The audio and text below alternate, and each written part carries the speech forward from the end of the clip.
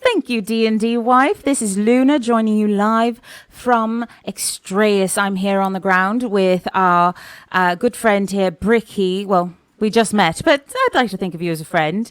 Tell us a little bit of what you've experienced so far. Hello, Luna. It's a bit weird here. It's dark in this lower part of, I don't know if it's ein ship or some other aspect, but I'm here with these two little Kobolde, Bogbean and this other one named Miguel. Oh yes. So these little ones, are they your charges? Are you supposed to be taking care of them?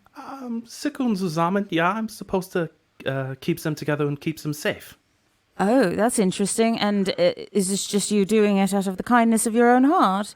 Or are you guys friends? Have you been traveling together? Although I will say, traveling in a box is a bit strange. Ich weiß es nicht, ja. I do not know. Yeah. You don't know if you're friends? Well, Bogbean and I, we seem to get along well, yeah, but Miguel's a little upset at the moment. Why is he upset? Bogbean ate his tail. Oh, she was talking about that last time. I just thought she meant she had a delicious tail. Interesting. So she bit it off of your other friend. Yeah, I wasn't exactly able to do anything at the moment. That's what happens when you are in pieces. Yes, and could you explain a little bit of how that works to me? You were all sorts of bits, and no offense, but from what I understand, people can't generally stay alive when they're in pieces. Well, to put it simply, Luna, I'm a gnat, or a stitched one. I'm a creation of Dr. Dietrich Wallstein, and yeah, it's a bit complicated, yeah. But I was lucky enough that Bogbean saw fit to put me back together, since I was not whole at the time. And how did she put you back together? She's clearly very good at stitching, yeah. Oh, she literally sewed you back together. Yeah. Oh dear, that must have been It didn't hurt. Well, I know it didn't hurt you, but it must have been very strange for her to sew a moving head on a moving corpse. Well, are you a corpse? I'm not sure. Ich weiß es nicht.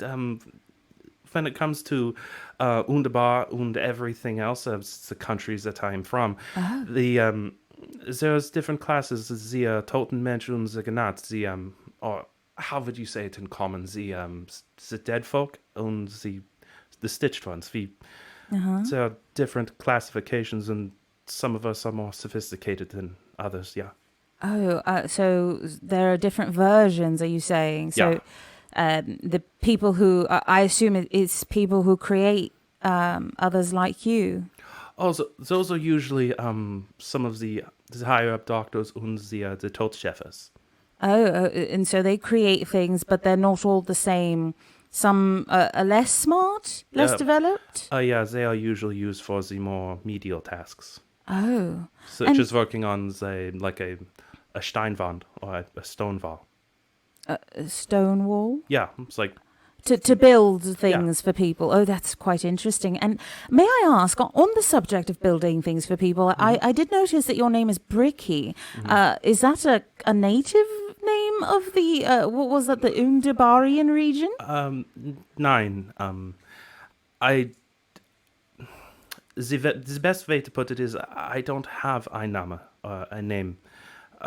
Mein Bezeitung oder designation is Leichenfaust wie eins. But that's a mouthful. Yeah. So when it came to some of my first human interactions, I took the name Bricky von Wallstein, but it's a bit unfortunate if you know anything about Inari, it basically just translates to brick of the stone wall. Yeah. Oh dear. Well, at least, you managed to give yourself a name. It was more of a placeholder since no one wanted to say the other one.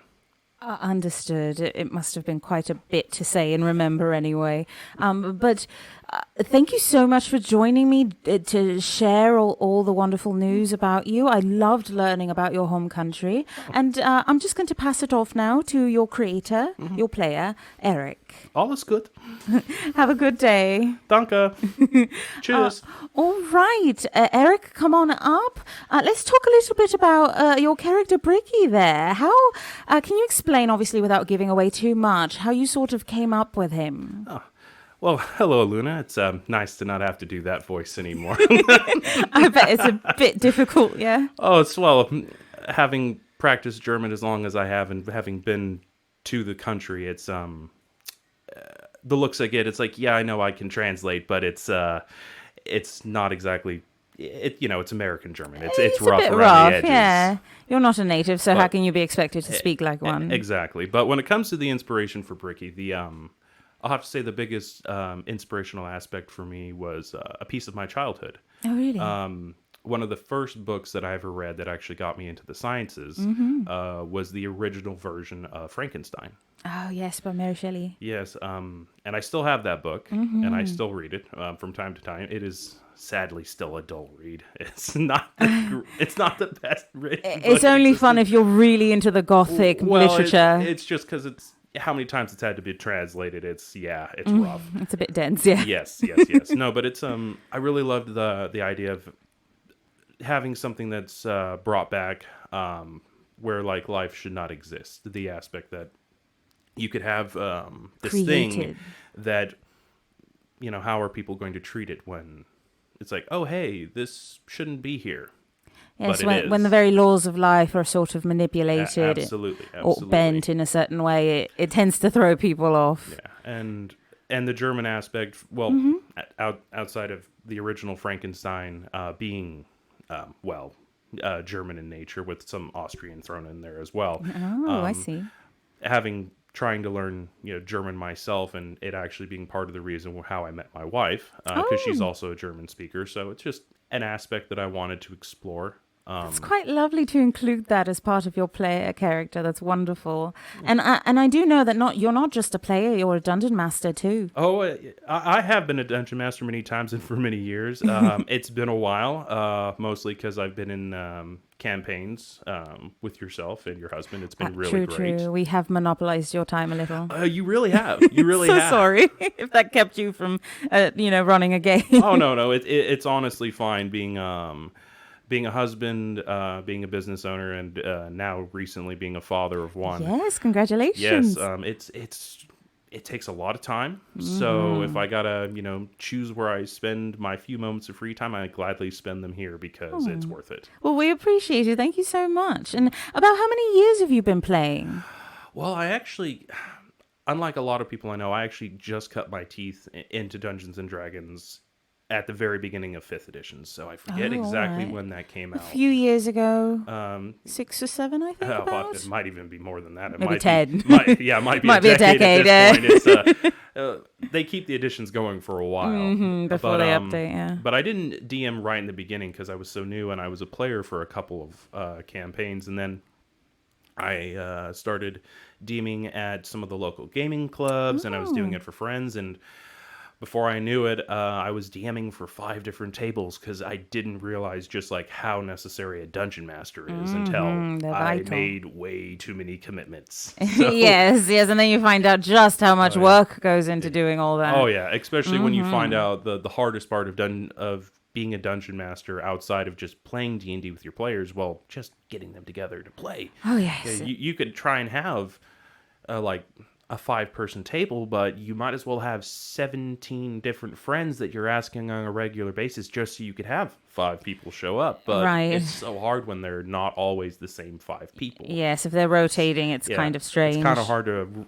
You're kind of running a lot of one-shots at that point. You can't really do continuous story. Campaigns. Yeah, that is a bit tough. And then one of the last questions I wanted to ask you is, are there any other TTRPG games you like to play? Anything you would recommend that you think is fun? Well, I'm as much of all the video games I've played in the past and everything else, I don't really have much of an online presence. Like I've played I've played a couple of RPGs, like some of the Fallout series and a few other things like that, but I haven't played much. What about tabletop games? Currently, I've got like Warhammer 40K, which I'm very interested in. I primarily play Necrons. Funny, I'm almost perfectly inspirational there for Bricky in the sense that they're undead robots, but from far in the past and with a pseudo-Egyptian theme. But yeah, it's right. And they're actually the first army I ever completed.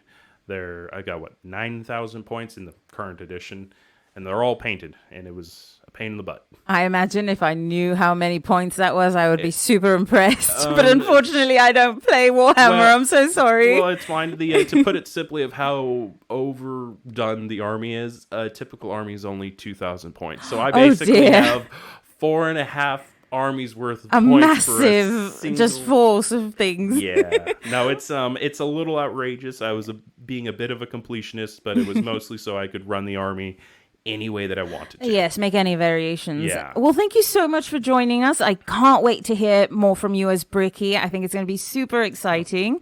But yes, thank you. Oh, it was an absolute pleasure. Thank you for having me. Absolutely. Have a good one.